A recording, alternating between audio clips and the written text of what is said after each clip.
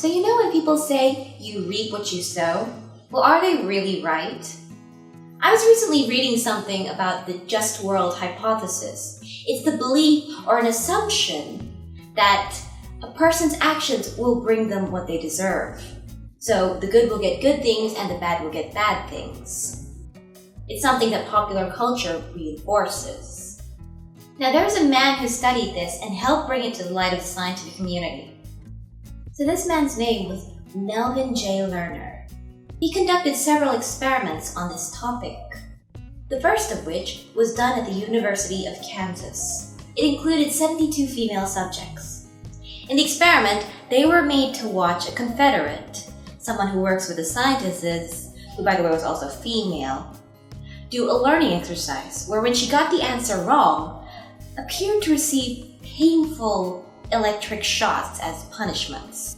At the beginning, the subjects were upset by it. But later on, since they were still unable to do anything, they started to degrade her. They described her in a more lowly way. They started to believe she deserved it. Well, Lerner concluded that these results were because of the subjects' need to see the world as just.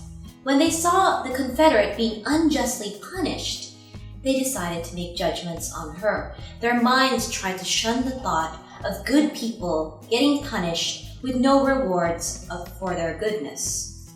So this devaluement went away when the scientists told them that the Confederate would be compensated for her suffering. Now Lerner saw this often.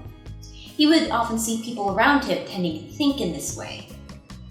He would often see the healthcare staff that he worked with would often blame their patients for their own suffering. So okay, people think like that. But what about these people? What are their characteristics? What are the side effects of believing in a just world?